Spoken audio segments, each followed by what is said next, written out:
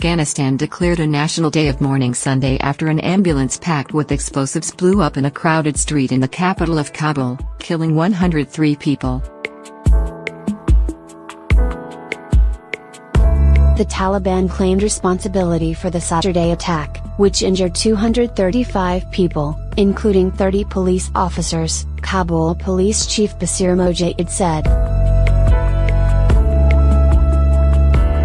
It comes a week after militants stormed a Kabul hotel and killed scores in a 12-hour standoff. Flags were flown at half-staff nationwide after the latest attack.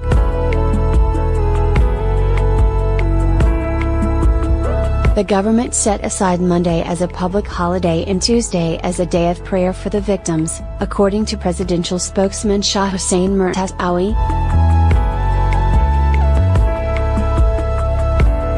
The blast Saturday occurred after the ambulance passed through a security checkpoint, Interior Ministry spokesman Nasrat Rahimi said.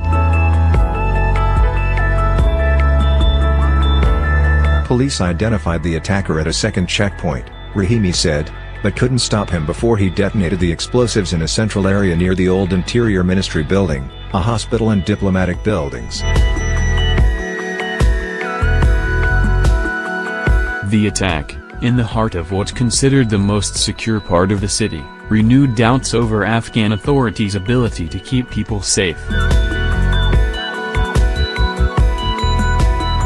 Afghanistan has had a deadly few days, with ISIS attacking an office of the aid group Save the Children in the eastern city of Jalalabad Wednesday, killing at least 4 people and injuring dozens. And last weekend, gunmen attacked the Intercontinental Hotel in Kabul, killing at least 22 people during a 12-hour standoff with Afghan security forces. 6 gunmen were killed.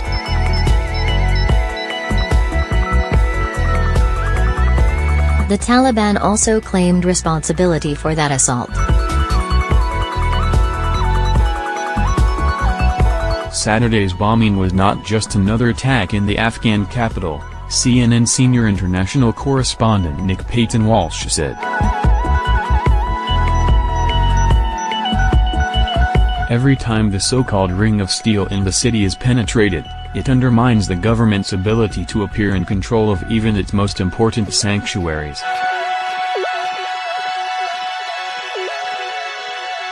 The Taliban's swift claim of responsibility marked a contrast to a March attack on a key military hospital in Kabul that killed at least 30 people, many of them doctors and injured soldiers, Payton-Walsh said.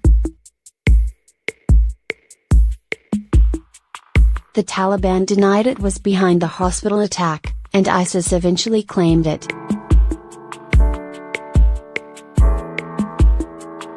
This time, the Taliban had no such qualms, Payton-Walsh said.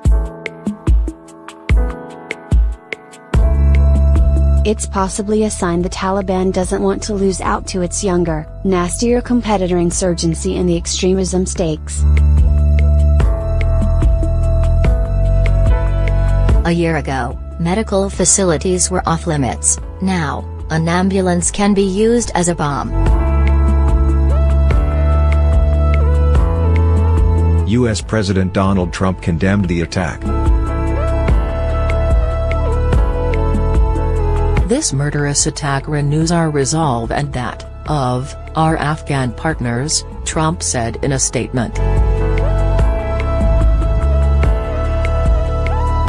The Taliban's cruelty will not prevail.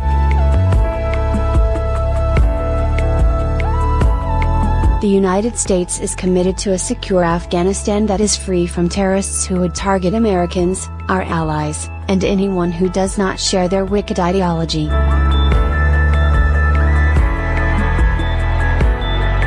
Now, all countries should take decisive action against the Taliban and the terrorist infrastructure that supports them.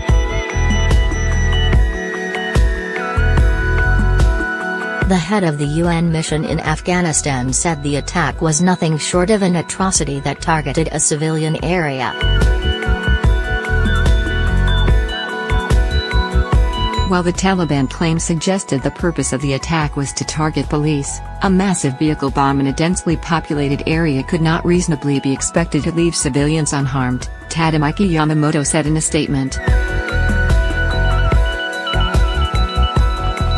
Hundreds more U.S. troops are en route to Afghanistan to begin a much riskier mission, training Afghan troops outside the wire.